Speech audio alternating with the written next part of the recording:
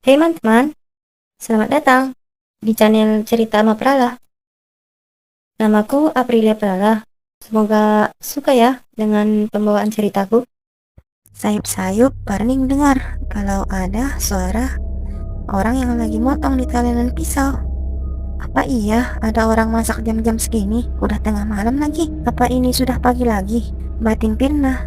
Dengan keadaan setengah sadar, Pirna mendengar kalau suara talenan pisau itu masih berlanjut. Hal ini mulai ngebuat Pirna nggak nyaman. Bahkan suara kambing dan cengkrik yang tadinya sangat ribut sekarang sudah senyap, dan sekarang suaranya ganti sama tak tak tak, ya kayak suara langkah kaki. Pirna ngecoba ngecuekinnya dengan tidur miring, namun suara langkah kaki itu begitu kuat dan sangat jelas terdengar mau menuju ke arah kamar Pirna. Dan tiba-tiba, dar!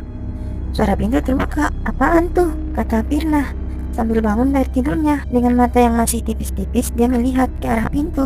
Dan sekarang, pintunya sudah terbuka setengah. Wah, rasanya ini udah nggak enak. Terpampang ruang tamu di luar yang sangat gelap, dan keadaan pintu yang sudah terbuka dengan setengah. Tatapan Pirna hanya menuju ke lantai untuk mengumpulkan keberanian untuk menutup pintu tersebut. Saat Pirna sedang mengumpulkan keberanian dan tubuhnya masih kaku, namun Pirna melihat di ambang pintu kalau ada sekelebat kain yang bernoda tanah. Dan bodohnya, Pirna melihat ke atas sampai dia melihat ada sekucur rambut panjang yang menutupi wajahnya dengan muka yang agak patah. Astagfirullahaladzim! Sontak Pirna berteriak. Bahkan dia berteriak, namun tidak ada seisi rumah yang dapat mendengarnya. Seolah-olah teriakannya tidak ada suaranya. Pandangan Pirna pun mulai kabur dan semuanya tidak jelas. Dan Pirna terbangun dari kasur dengan ngos-ngosan. Apakah semuanya hanya mimpi? Pirna duduk melamun di kasurnya. Dan jika memang benar mimpi, Pirna bersyukur banget. Rasanya lemas banget badan Pirna. Dan Pirna melihat ke pintu, dan ternyata pintunya tertutup dan tidak ada apa-apa. Pirna melihat jam dan ternyata masih jam 12:07. Apa iya aku cuma tidur sebentar aja? Rasanya aneh banget sih, ujar Pirna dalam hatinya yang merasa janggal dengan keadaan ini karena dia rasa tidurnya itu cuma sebentar banget dan hari esok pagi masih panjang. Pirna pun berusaha tidur kembali, namun tidak bisa karena rasa takut yang sudah terlanjur menguasai. Kemudian Pirna berusaha membaca ayat kursi.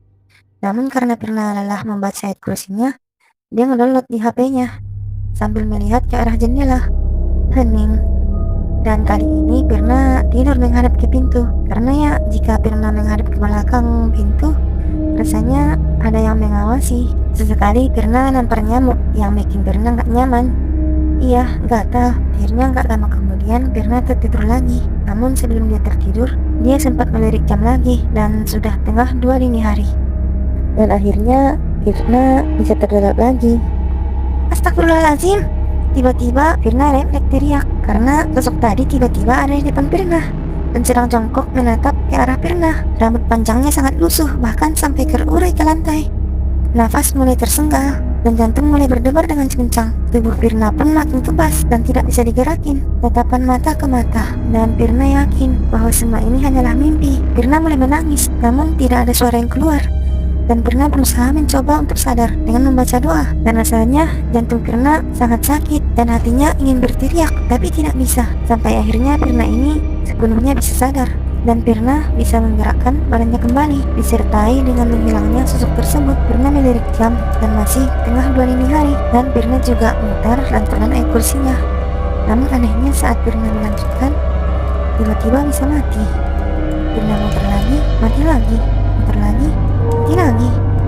Dan kali ini Pirna mencoba tidur mepet dengan tembok dan berusaha membaca ayat kursi dari dalam hatinya.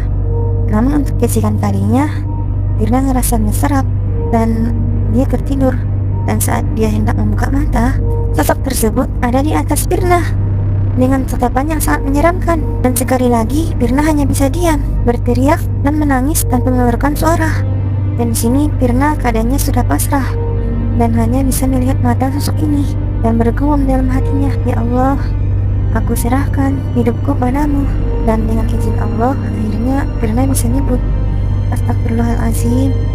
Sembari terhempas ke tembok sampai kepala Pirna mempunyai benjolan yang besar. Itulah yang membuat Pirna ini sadar karena rasa nyut-nyutan di kepalanya. Dan di sini Pirna bertekad tidak akan tidur lagi. Setiap kali Pirna menutup matanya, dia melihat sosok ini lagi. Akhirnya Pirna duduk sambil main HP sembari terus menangis. Sampai gak kerasa Pirna ini tetap bangun sampai jam 5 subuh. Dan Pirna juga melihat keluar yang sudah mulai terang. Akhirnya Pirna berusaha tidur lagi. Dan tiba-tiba Pirna mendengar kalau Amanda ngebangunin dia. "Nak, bangun nak, suhuan dulu." Dan Pirna cuma ngebalas, "Sorry man, aku masih dapat, aku juga masih ngantuk." Amanda mengerti dengan situasi ini dan pergi keluar dari kamar. Dan Pirna melihat jam yang ternyata sudah jam setengah 6 pagi. Dan pagi harinya Pirna memutuskan untuk pulang dari rumahnya Amanda ke rumahnya di Blitar. Singkat cerita, kalau Amanda mau ngajak Pirna nginap-nginap di rumahnya lagi, Pirna selalu bersikukuh untuk menolak. Dan dengan sikap Pirna yang akhirnya bikin Amanda jadi peka, akhirnya cerita kalau rumah di samping kebun pisang tersebut, saat pemiliknya, yaitu neneknya masih muda, ia pernah keguguran di usia kandungan yang sudah besar, ya sekitar 6-7 bulan gitu. Nah, terus bayi perempuannya dikubur di pohon pisang tersebut. Dan kata Amanda, sekarang kamar yang ditempatinya sekarang nggak digunain buat tidur lagi, dan cuma digunain buat sholat aja. Ya ampun, aku nggak bisa bayangin kalau aku di posisinya pernah. Ya, cuman bisa pasrah. Ih, serem banget dah. Aku paling kasihan sama Pirna saat dia lagi main HP sambil nangis dan nggak berniat untuk tidur lagi. Ih, pokoknya serem banget dah. Jangan sampai kita ngalamin ya. Cukup sampai kontenku aja. Oke, sampai sini dulu ya, teman-teman. Silakan subscribe ya kalau kalian suka dan senang dengan konten seperti ini. Oke, sampai jumpa. Bye.